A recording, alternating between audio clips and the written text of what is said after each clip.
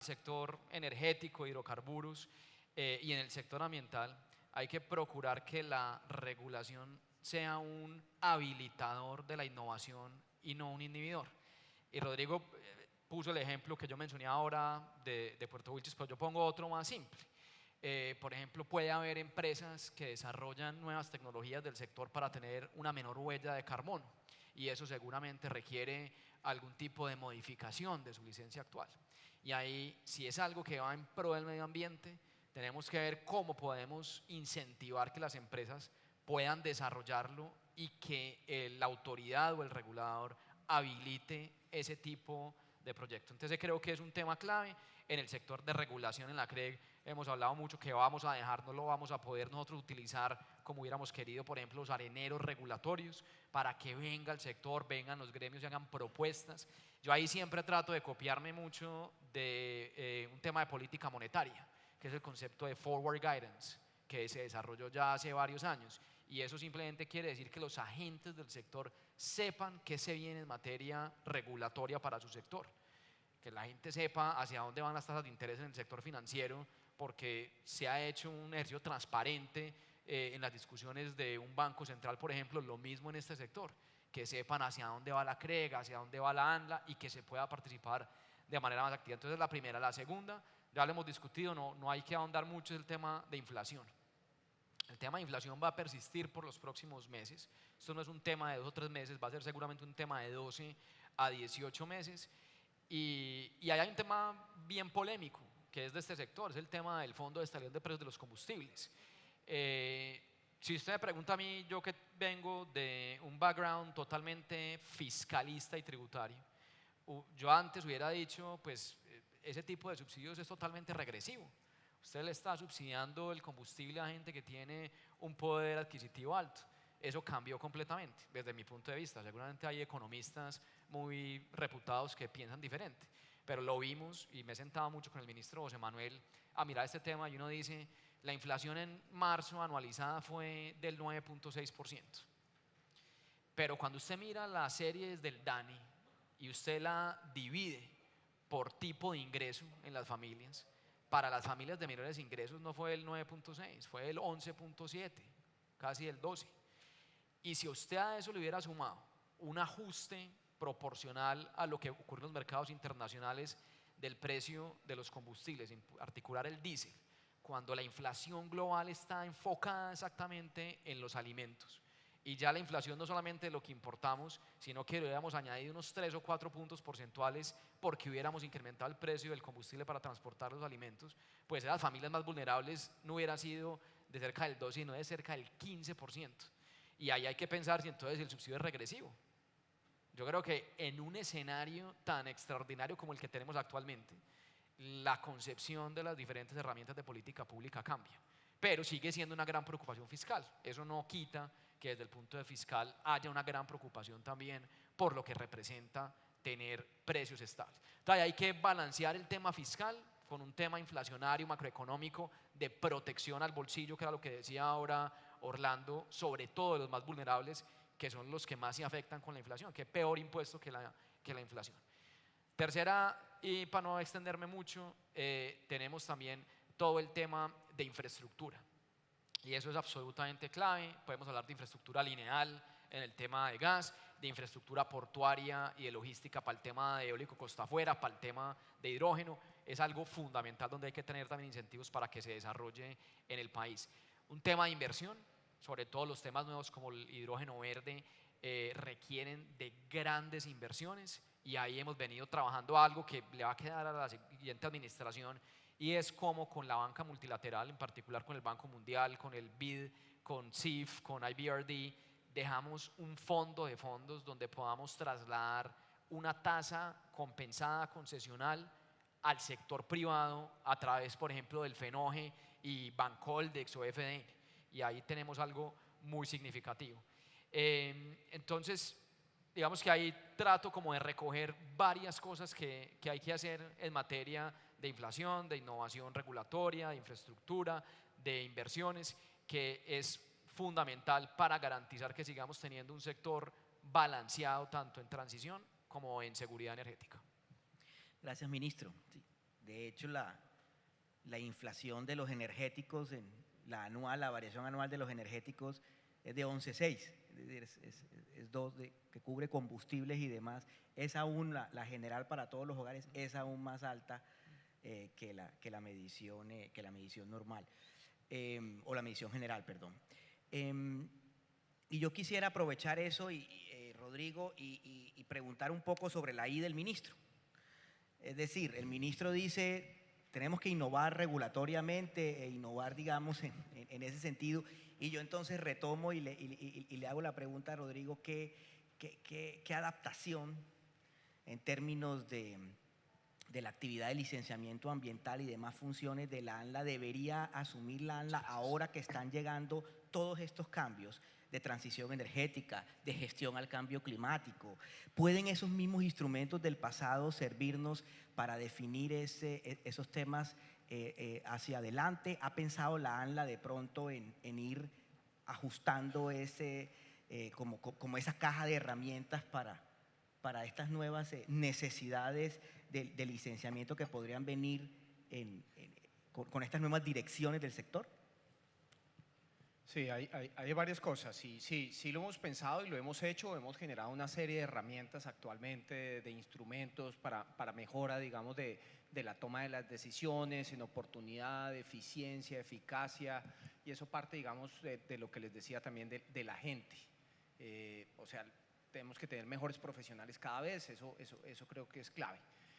Si bien nosotros en esta administración, en este gobierno, no le metimos la mano al decreto de licenciamiento, al decreto único ambiental, sí definitivamente hay que hacer algunas mejoras allí. Yo soy un convencido de que el proceso de licenciamiento en Colombia, y esto que voy a decir, tómenlo con beneficio de la duda también, y es según como una red que hay de entidades de fiscalización ambiental en Latinoamérica, hoy el de Colombia es uno de los más robustos y está cumpliendo con los estándares. Pero a mí me parece que todavía está muy cargado de muchas cosas. Viene cargado de años atrás de unas condiciones. Y los decretos que hemos modificado el licenciamiento ambiental ha sido en el proceso, en el procedimiento, que es que esto me lo radica 5 días antes, esto después, la consulta, la no sé qué, pero no le hemos metido la mano de fondo. Para mí es un tema muy complejo y creo que fue un acierto que se hizo en los pilotos de investigación que las líneas bases sean generadas por el mismo Estado, ¿sí? La línea base la genera la de biodiversidad del Humboldt, la de salud, el servicio geológico, el IDEAM, entre otros. Eso aliviana el ejercicio porque también organiza hacia dónde vamos. Si queremos, digamos, el ministro estaba diciendo, vamos a hacer costa afuera, pues concentremos en costa afuera. Si vamos para el Caribe, vamos para el Caribe, hagamos los estudios que necesitamos de país allá. Putumayo, pues concentremos el Putumayo y la entidad nacionales empiezan a trabajar y las regionales empiezan a trabajar, de tal manera que los estudios de impacto ambiental se alivianan un poco y van a lo concreto. Y el mejor ejemplo, ministro, y qué pena volverlo a tocar para todos, el piloto de investigación. El piloto de investigación es un proyecto concreto, centrado, y uno dice, listo, y por eso se demora lo que se demora en la evaluación. Entonces ahí nos estamos moviendo en estándares canadienses, ¿sí? Nos estamos moviendo en estándares escandinavos como tal, pero hoy nuestro proceso de licenciamiento, y ustedes lo saben muy bien, el tema del licenciamiento es una zonificación, uno evalúa 200.000 hectáreas, pues ¿cuánto se demora uno evaluando 200.000 hectáreas? Eso digamos creo que hay que alivianarlo, mejorarlo allí, para efectos de que se puedan seguir tomando mejores decisiones con oportunidad, con eficiencia, con calidad, entre unos aspectos. Cuando me habla Francisco de cambio climático, yo creo que hay que hacer como un doble clic, eso es mitigación y adaptación. Mitigación, doble clic, emisiones reducidas, evitadas, compensadas, y ahí hay formas de hacerlo. Cambios menores es una forma de plantearlo, todo lo que se había habilitado, digamos, en fotovoltaicos, eficiencia energética, en evitadas. Entonces ahí, digamos, el sector tiene una labor enorme y creo una guía de buenas prácticas. Cuando tuviéramos una guía de buenas prácticas del sector, digamos, esto es lo que vamos a hacer de guía de buenas prácticas, el proceso de evaluación sería mucho más concreto, más sencillo, y eso existe, digamos, a nivel mundial. Uno hace doble clic en adaptación, entonces nos vamos a vulnerabilidad o variabilidad climática y cambio climático, entonces uno se pone temporalmente allí, entonces estamos hablando 2030, 2050, o lo estamos viendo 2025, entonces estamos en fenómenos de niño, niña, pero seguramente los que tienen ductos, lo que les importa es la temperatura, la mayor temperatura del día. ahí tenemos que empezar a trabajar, porque si hace mayor temperatura hay evaporación, digamos, de ciertos compuestos. Esa evaporación significa que tengo que inyectar más sobre el tubo, es decir, hay unas consideraciones que tenemos que meter en el tema del cambio climático, y hemos nosotros generado una serie de herramientas que están hoy disponibles, se están usando, digamos, con pronóstico para saber cómo va a ser el comportamiento, no generada por nosotros, por el IDAM. Un saludo muy especial a Yolanda, que nos ha brindado toda esa información, nos ha enseñado cómo hacer el ejercicio de downscaling para poder entregarle esa herramienta, digamos, a nuestros usuarios, a nuestros diferentes grupos de interés. Entonces, definitivamente, ministro, el tema de innovación es el camino. Sabemos que tenemos que seguir adoptando normas de una manera mucho más dinámica, ágil, porque hoy el mundo nos lo está pidiendo, y la necesidad de hacer esa transición energética así lo es. Se han hecho muchos, pero todavía hay camino por recorrer, afortunadamente. Gracias, Rodrigo. Ya estamos en el último tramo, y quisiera hacer esta pregunta a todo el panel, comenzando con Orlando y luego con Mónica, y es: llevamos varios años moviéndonos desde la transición energética, desde la descarbonización, con mensajes claros y decisiones claras de muchas empresas en el sector de hidrocarburos para, reducir la exploración, la producción, disminuirla. Muchos países lo hicieron, tomaron esas decisiones, empresas también se fueron hacia otros sectores. Y luego llega no solo la pandemia, sino también la guerra de Rusia y Ucrania, el cambio en el mercado energético mundial, y entonces inclusive países que están comenzando a retomar proyectos, etc. Entonces ahí vemos dos direcciones. Al sector se le invita a pensar en descarbonizar y en tener esa transición energética, pero al otro lado el mercado demanda, y con restricciones que todos conocemos, genera la producción. ¿Cómo conciliar, digamos, esos dos caminos? ¿Cuál crees tú que puede ser el camino, Orlando, para conciliar esa petición de descarbonización junto a la necesidad y a la demanda del mercado de más hidrocarburos, de más petróleo, de más gas? Yo creo que la única forma de conciliar esas dos cosas es precisamente haciendo lo que estamos haciendo todas las compañías de la ACP, y es, dentro de nuestra actividad ordinaria, es cómo implementamos acciones que disminuyan nuestra huella de carbono, ¿no? Y hay varias formas de hacer eso. Por ejemplo, en el caso de Frontera, solamente puedo hablar por el caso de Frontera, pero una es gas natural.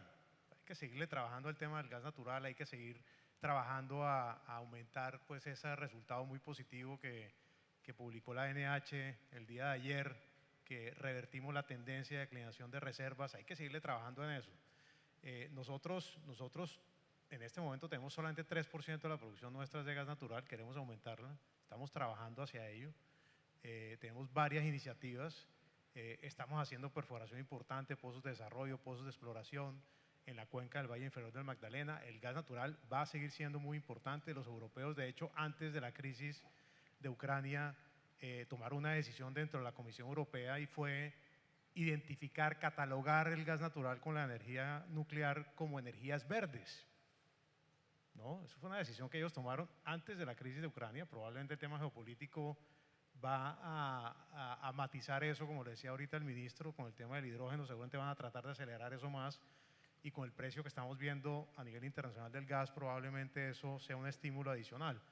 Pero ahí hay una cosa muy importante. Los mismos europeos, que han sido muy líderes en el tema de la transición energética, están diciendo el gas natural es una energía verde, ¿no?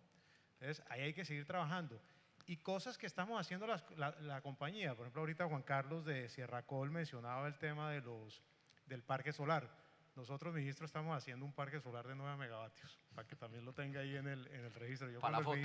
Cuando el ministro estaba mencionando los parques solares de las compañías, yo le dije, aquí nosotros también estamos haciendo un parque solar. La Junta Directiva nos aprobó el año pasado hacer un parque solar en un campo que está totalmente desconectado del sistema nacional, del sistema de interconexión nacional, y estamos haciendo en este momento, estamos ejecutando un proyecto y esperamos terminarlo a finales de este año, de un parque solar de 9 megavatios. Eso supondría una reducción de 8.500 toneladas de CO2 al año. El año pasado hicimos algo también parecido a lo que hablaba Juan Carlos ahora, de sustitución de energía con líquidos y conectarnos al sistema interconectado nacional. Con eso hicimos una reducción de 23.000 toneladas de CO2 al año, una reducción muy importante. Todos los años estamos haciendo neutralización de nuestras emisiones a través de la compra de bonos de carbono. El año pasado hicimos 50, este año vamos en 56%, ¿no? Eso también es importante. Una cosa que está haciendo este sector, que yo creo que debemos visibilizarlo más, ministro, y es la cantidad de reforestación y de conservación de áreas, de bosques, de corredores biológicos que está haciendo ese sector año a año. Nosotros el año pasado hicimos 760 hectáreas.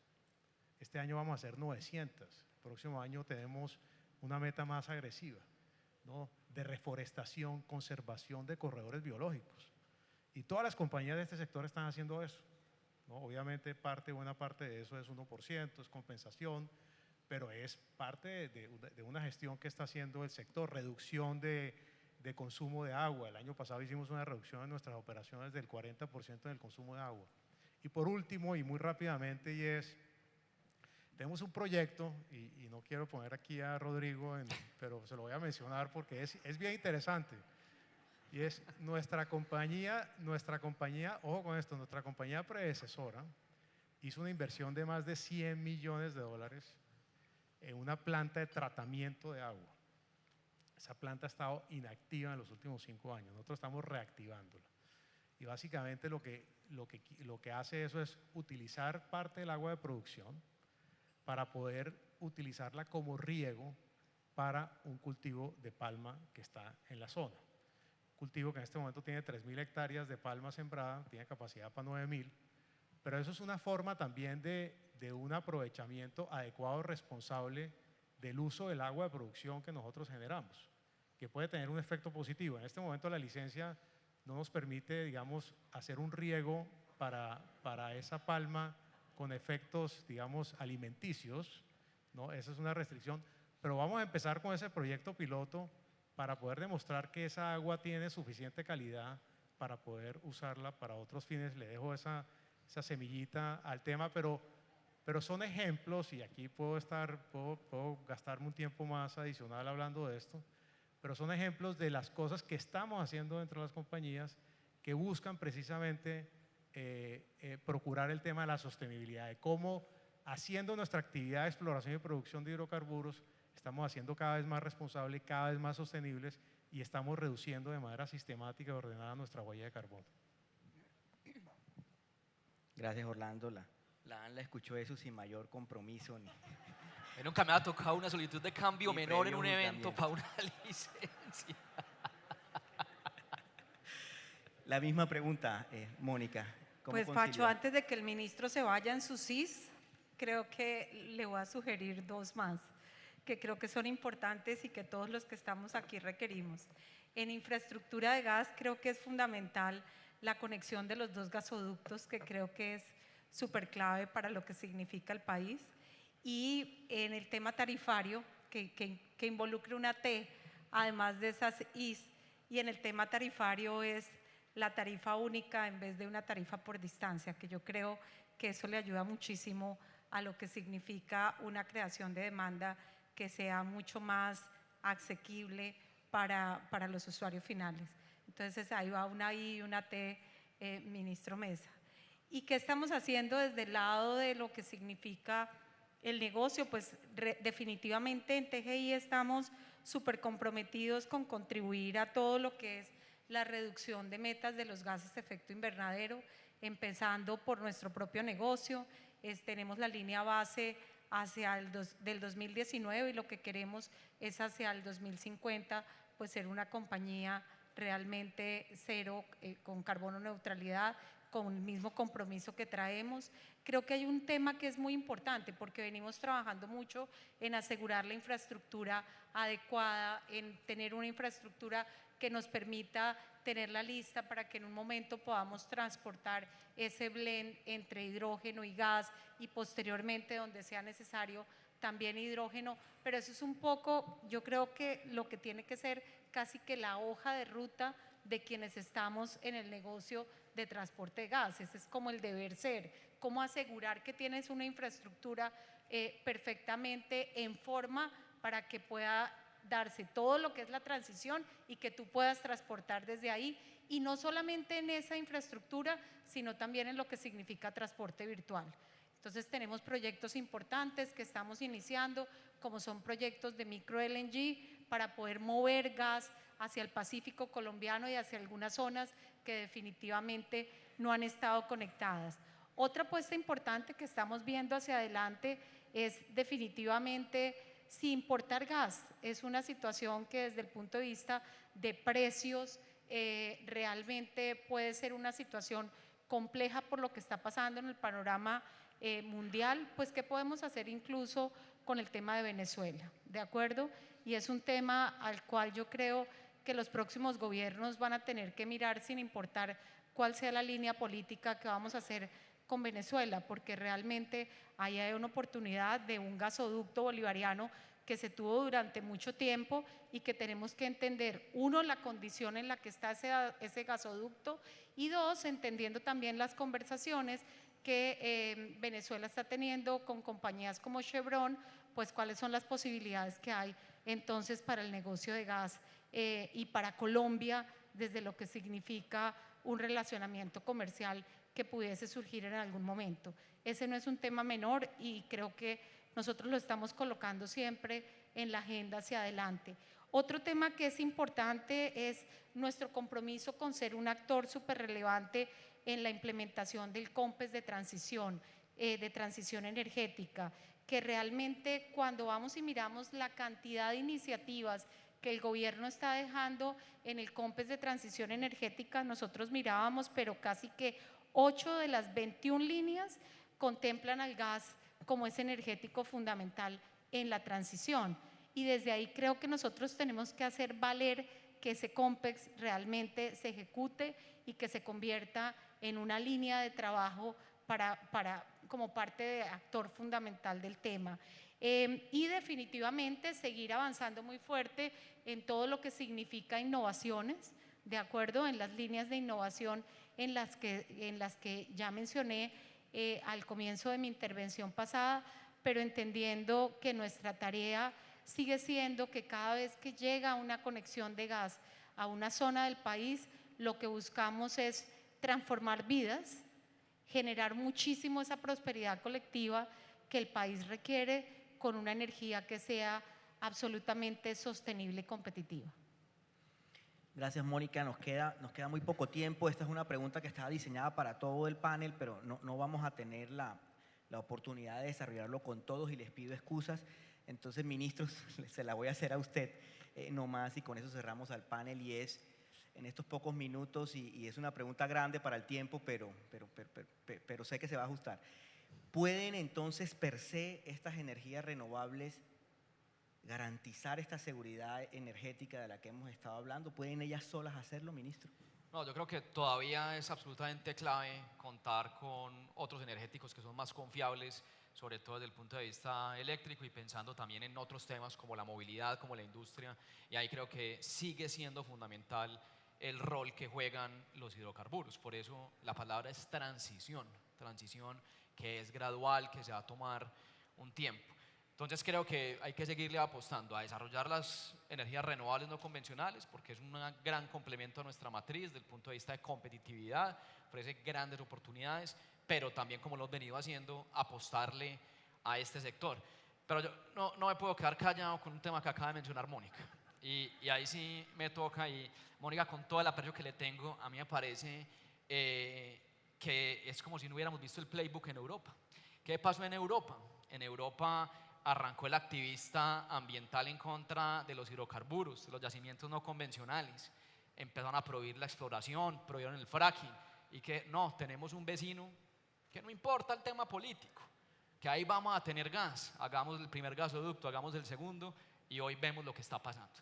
A mí me parece que aquí tenemos que apostarle al sector colombiano, a buscar el gas colombiano en las cuencas costa afuera, en el piedemonte llanero, en los yacimientos no convencionales, y menos en este momento tan complicado desde el punto de vista geopolítico, pensar que podemos depender de un país, de una dictadura como la de Venezuela, para que en unos años digamos que ahí tenemos un vecino y que no importa el tema político. Entonces me toca aquí meterle el debate, pero en este momento me parece que el camino es por otro lado y por eso el esfuerzo que hemos hecho de tener 69 nuevos contratos y que eso dé resultado y que Colombia pueda seguir siendo autosuficiente en materia de hidrocarburos.